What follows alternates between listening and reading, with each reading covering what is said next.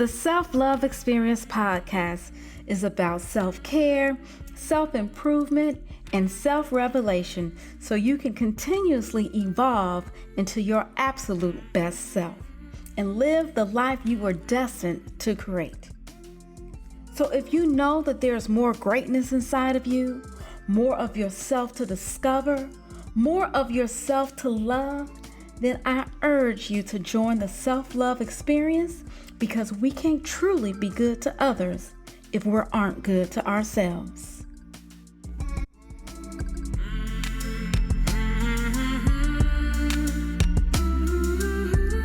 You're listening to the Self-Love Experience podcast with Shira Nicole Smith. Follow me on Instagram at Mrs. Shira Nicole.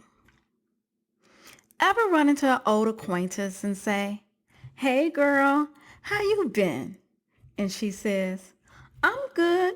My daughter just made the honor roll again, and Charles Jr. is now playing 2 sports, which is good because it keeps me busy since my husband's been getting a lot of overtime lately." And you say, "Oh, okay." Now, what did any of those great things really have to do with how she was doing? Too often, our lives get caught up in making sure everyone is okay that we've neglected ourselves along the way. You are a spiritual being living in a physical body, having a human experience. So what is it that you would love to experience? The Self-Love Experience podcast was designed to remind you to love and care for yourself. Somewhere along the way, information was misconstrued and people felt compelled that it was more honorable to serve others. Now, I personally love serving others. It makes me feel fabulous, which is why I started this podcast. But unfortunately, it is the norm for so many people, and especially women, to sacrifice their own well-being to please and take care of everyone else. Self-love means not settling for less than you deserve. And girlfriend, you deserve the world. So in this very first episode of season 1 of the Self-Love Experience, I'm going to show you how to get and maintain the courage to make self-love an integral part of your life. Let's begin. Episode 1.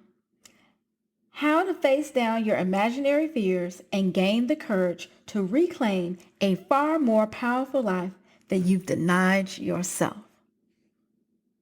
Examine yourself for a moment, and on a scale of 1 to 10, where do you fall on the following fears? Now, I really want you to be honest with yourself, and no one has to know these answers but you. Just love yourself enough to know where you are today. Okay, on a scale of 1 to 10, with 1 being no fear and 10 being I'm very afraid, where do you fall? The fear of failure, the fear of rejection, the fear of going broke, the fear of humiliation, the fear of speaking in front of a large audience, the fear of being ostracized by family and friends, the fear of physical discomfort, the fear of regret, the fear of being alone, the fear of success.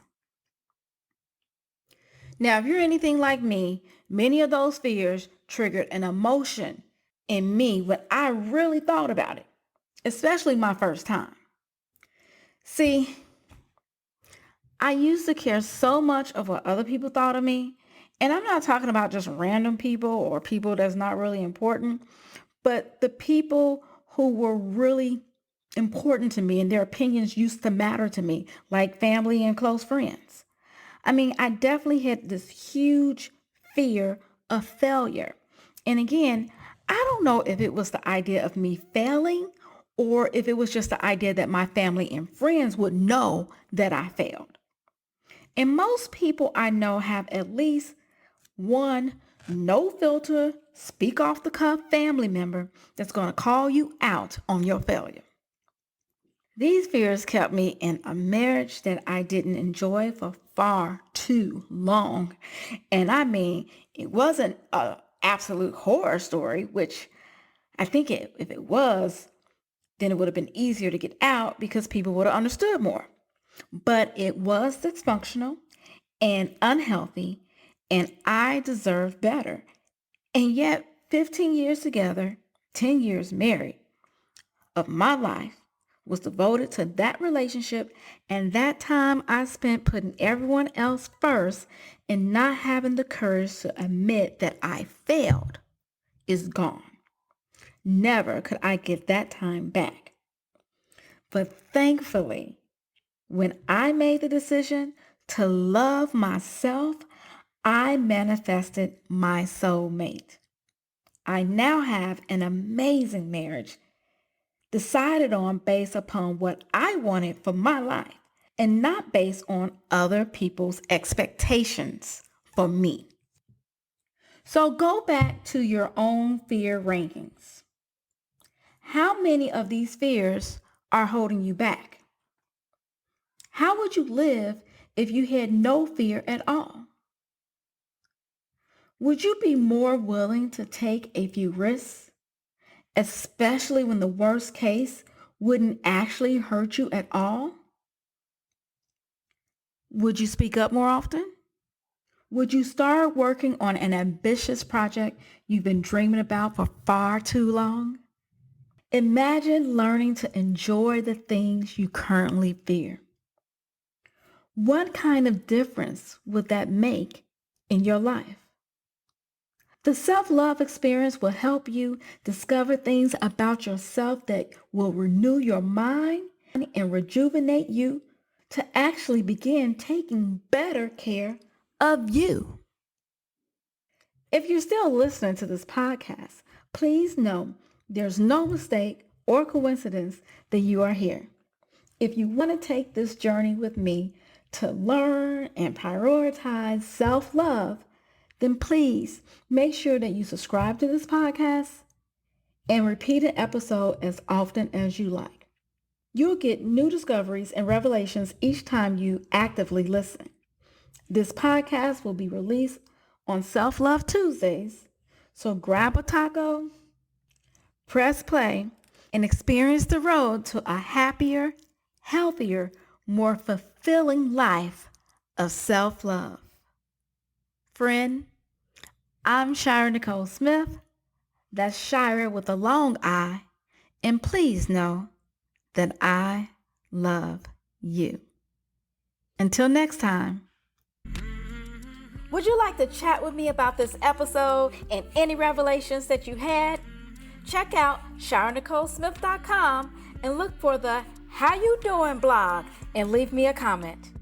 If you would like to sponsor your business on the show, then head over to www.ShiraNicoleSmith.com and send me a direct message.